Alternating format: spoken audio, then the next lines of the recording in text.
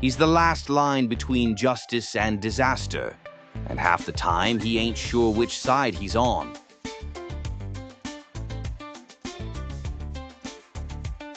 They call him chain of custody, because once something's in his hands, it don't leave the same way it came in. Caffeine evidence 214. Introducing chain of custody, fudge dark chocolate espresso with a caramel swirl. Strong enough to wake the dead, sweet enough to keep you quiet about it.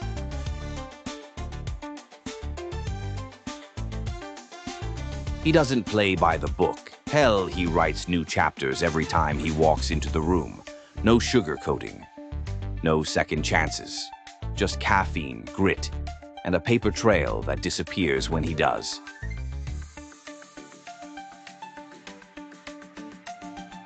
Agent Lopez is proof that loyalty ain't about sides. It's about who you'll burn for when the heat's on. Agent Lopez, chain of custody. Once it's in your hands, it's evidence. Moss, what the fuck you doing in there, you prick?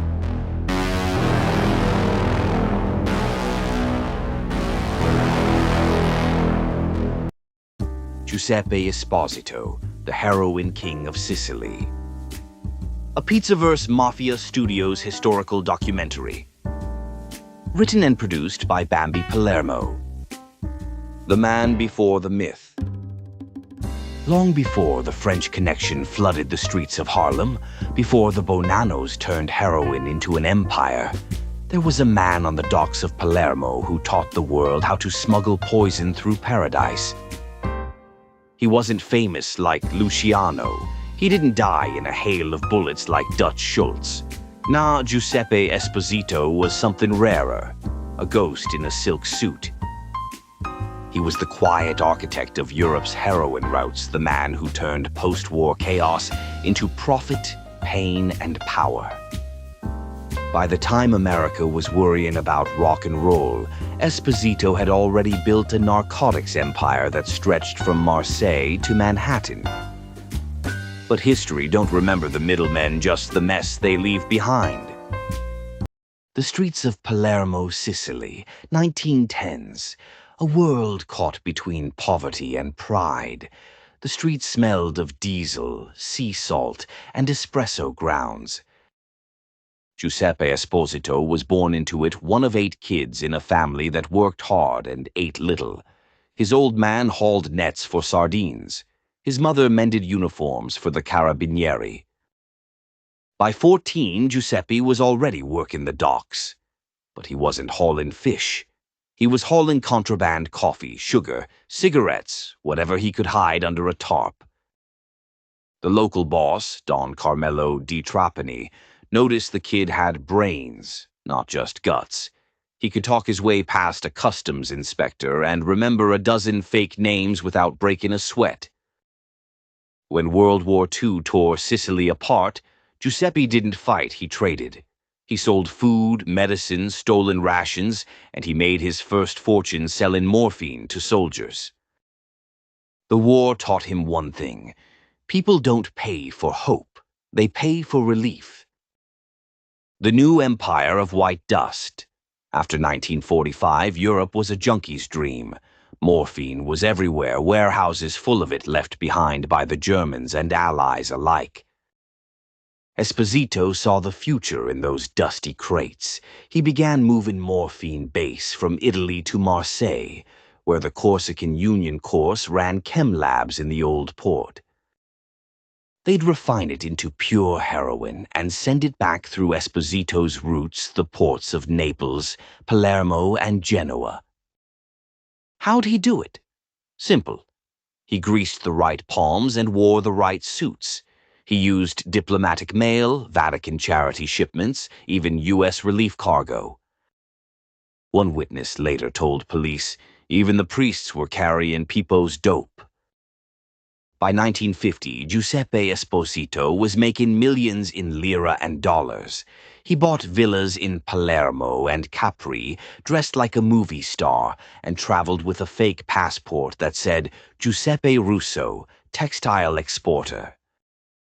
He became a phantom, slipping between borders, languages, and identities.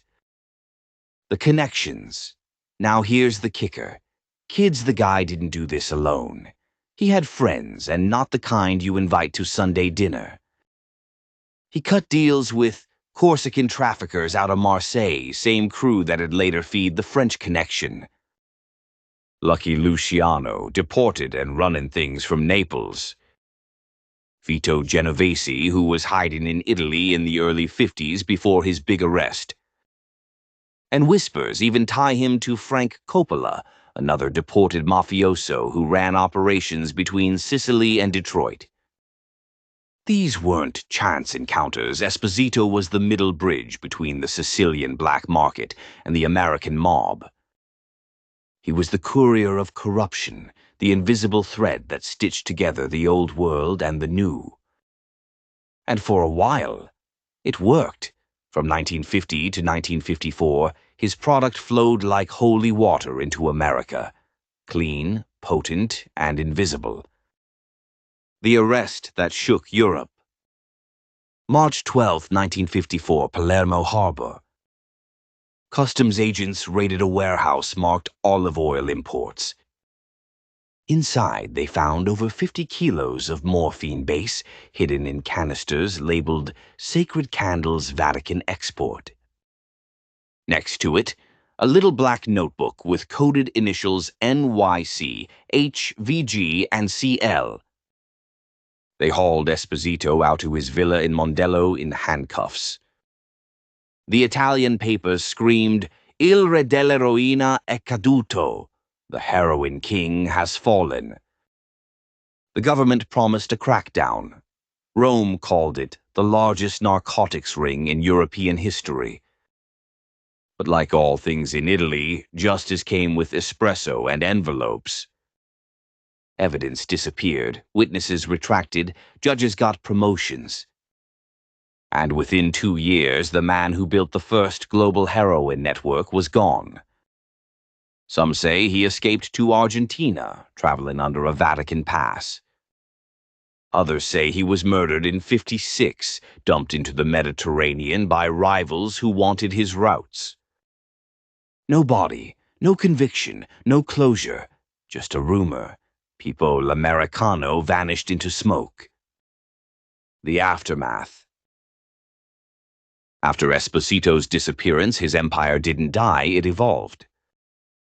His contacts in Marseille went on to form the backbone of the French connection that flooded the U.S. in the 60s and 70s.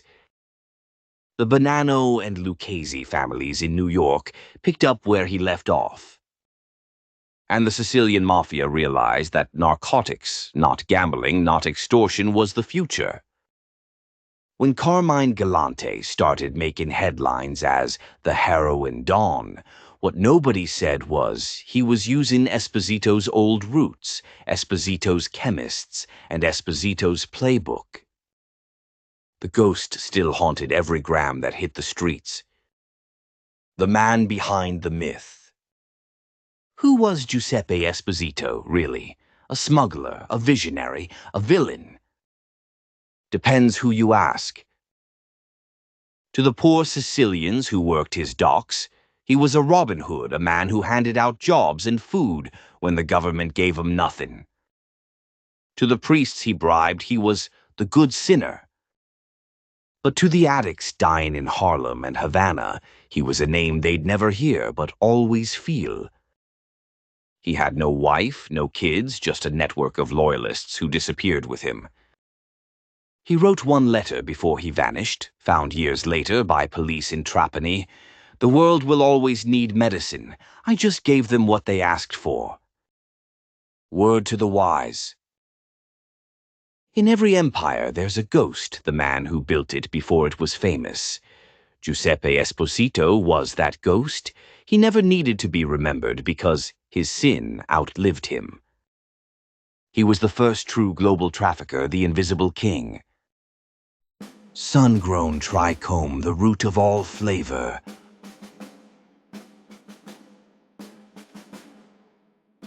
They said you can't mix science, soil, and swagger. He said, watch me.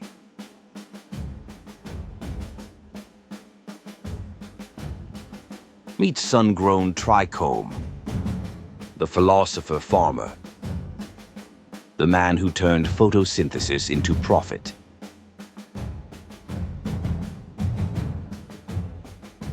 He don't chase trends, he cultivates them. Every leaf, a labor of love. Every puff, a little enlightenment.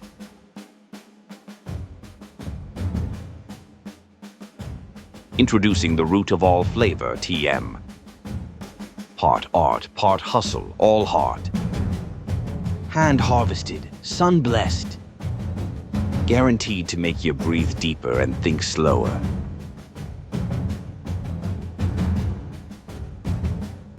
Patience ain't a virtue, it's a process. He's the godfather of the greenhouse, the horticultural Houdini, the man who taught nature how to mind its business. Sun-grown trichome, the root of all flavor. Grown honest, rolled legendary.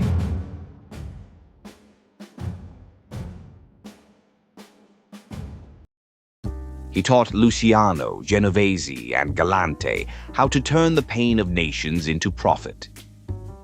And he showed the mafia something they'd never forget. That powder is more powerful than bullets. So when you hear about the pizza connection, about the heroin floods that turned Brooklyn red and Harlem gray, remember the ghost who started the storm. He never had a movie, he never had a trial, but his fingerprints are still on every scale, every ledger, every whispered deal that crossed the Atlantic. Giuseppe Esposito, the heroin king of Sicily. Forgotten by history, remembered by crime. This has been a Pizzaverse Mafia Studios original. Written and produced by Bambi Palermo. Narrated by Vincent Vinny DiPrio. Music by Sunground, Trichome, and the Concrete Jungle Orchestra. Historical consultation by Frank Pecoraro. Executive producer, the Pizzaverse Task Force. History don't repeat, kid. It just reloads.